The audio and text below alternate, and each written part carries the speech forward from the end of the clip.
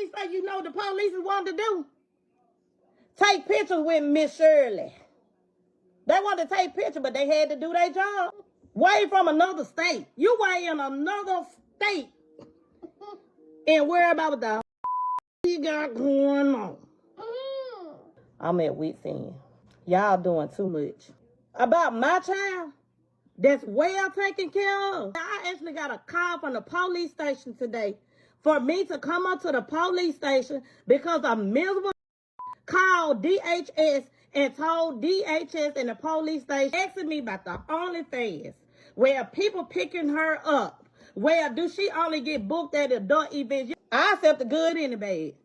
Lariah's mom, I really feel for you in this moment because what you saw is cute, novel, funny, entertaining. That was something that you felt like you wanted to share with your community, including your family, including her Facebook fan page, which is not an OnlyFans, as has been put out there incorrect. That has to be horrifying that people have associated this moment with you monetizing your child on a platform that's made for adult entertainment. That is not happening. You had the unfortunate mispleasure of naming the fan page on Facebook for OnlyFans of Lariah, and people took that out of context, which is a big thing that happens on the internet. So you put this information about your child on the internet. You put the videos up of her, you showed her dancing, you showed her being entertaining and cute and all these things. But unfortunately, with all the deep fake technology that's out there that creates child porn and scenarios in which we hope to not have to find out later down the road that someone has taken her content and made that will show her in a negative light that has repercussions that are far and reaching. That's why people were concerned and expressing concern. Hopefully, that's where my heart was anyway. But I also want to point out, too, you put these out there. So you get the consequences of your actions, unfortunately, good, bad, indifferent. The internet is a hostile place sometimes. It's not always warm and welcoming. You have a community of people who support you and like what the child is doing. It's plenty of people on my page, on my previous video, that say they love the videos. They like the entertainment value that your daughter brings. But we will also be remiss if we didn't talk about child influencer culture. People who are on YouTube who do family vlogs, family channels, people have gone on the record of saying how mentally, psychologically, emotionally tolling this is for children, that it takes away from family time because they're always on and working and parroting and performing and doing things for a coin and a like and a click when they have the rest of their lives to do it and they don't necessarily consent to do it.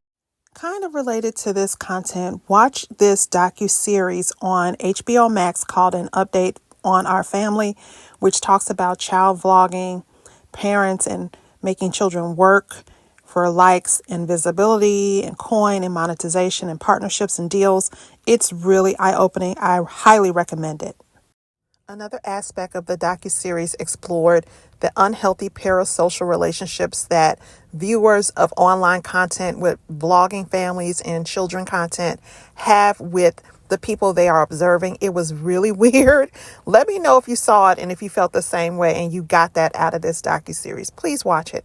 It was really good. Some of the comments on my prior video invoked John Benet Ramsey. Now, we all know what the outcome was of that young girl's tragic end. We're not talking about that, though. We're talking about the makeup, the lashes, the adultifying this girl, and hairstyles that were very over the top. Someone must have taken a perverted interest in this child because she's no longer with us. People are just looking down the lens 20, 30 years from now, that we will hope that your daughter is going to come out and say, I did have fun doing this and nothing happened to me in the course of me entertaining for the masses and making my mom and my dad and my family well known. And speaking of the daddy, where's the daddy? I have not seen the father making videos or commenting or saying if he's in agreement with this. The first videos I saw that came out around this Lariah topic were by dads saying, what is going on? She seems a little bit too, these videos are a little bit much. If it were my daughter, I would not want her dancing this way.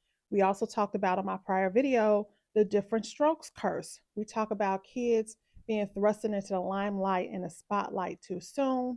These child actors and performers and singers, and they don't get to have a livelihood and they turn to drugs and other things that help them cope. Again, we're trying to come from a loving place and not one of an accusatory tone, but just a cautionary tone. Does that make sense? I did do a little snooping on Laria's Facebook fan account in which the mother is showing flyers and videos and promos of things that she has going on, engagements and events. I saw that there's some sort of a child performer sort of tour or fair or something is happening. That's great. She should be doing things that are niche down to her age group and where the attendees are also going to be school age to younger crowds and not her meeting and greeting fans in a bar and a nightclub and that type of scenario where there's drinking and other activities happening that are not for Laria's age group. All right, editing Latrice here. I forgot to comment on the DCFS phone call report investigation or what have you. The mother's name is Tish Tucker, and that's my fault for not doing a little bit of deeper diving to do some kind of journalism around this. I'm just a person in my car recording with my phone. I don't have any credentials other than being a concerned citizen on the internet like the rest of us. I fear, though, we might have done too much in this regard. If people have really seen what child abuse looks like in terms of neglect from lack of feeding, clothing, housing, making them work when they're underage, that type of thing. And yes, this is a slippery slope because technically the child is working and she's not 16.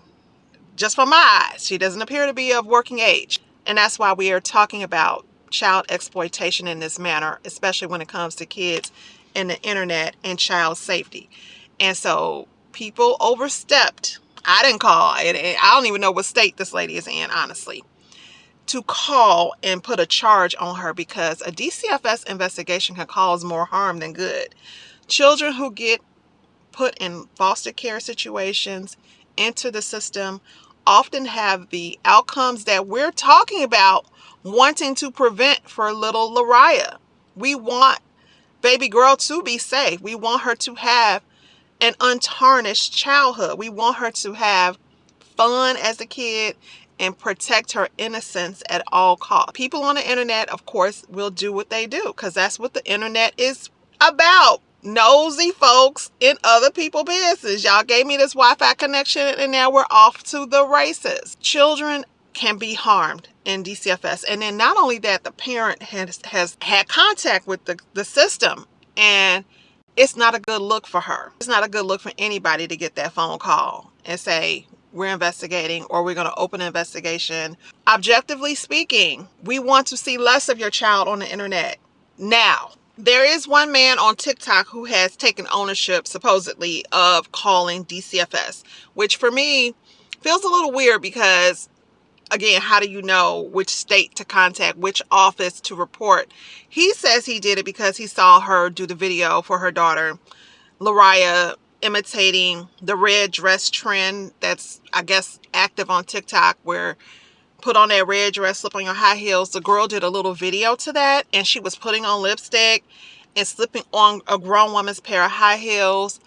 Other people have said she did the Glorilla dance. You know, I'm wearing booty shorts because my paper along with her mom. This is what we mean by we want to see less of her. And so now Miss Tucker is putting out videos of her daughter doing ABCs and doing little childlike songs. Like, great, that's wonderful. But that's probably also for the group family chat. Take us out. You don't have to upload it. Let it rest for a minute, and maybe in about 3 or 4 years we'll be back to revisit and seeing little Laria auditioning for the Dancing Dolls or something like that. I could see her being like a dancing doll and that type of like majorette cheerleader thing. That would be great for her. Because again, the internet is gonna clown. You already know. There's some real good conversations that are coming to light around child influencer culture and how to make sure parents are doing the right thing for their kids. It can't just be about grabbing the moment, seizing the moment, because the mom is really just striking while the iron is hot and where there's all this attention on her daughter and she's super viral. But at the same time, there's going to be a downside to that if the girl's interests are not protected all the way through, including consenting to these activities, all the way up to the financial gains, the windfall that she might be seeing that this girl is actually doing the work and the child should be getting getting the residuals. So I support this child. I see her as a future entertainer, a future Blue Ivy and Rumi. I mean, Cowboy Carter got Rumi and Blue Ivy working, honey, and Blue Ivy is putting in time, but I'm sure that child has a W-2 at this point and a trust set up because that's Beyonce's daughter.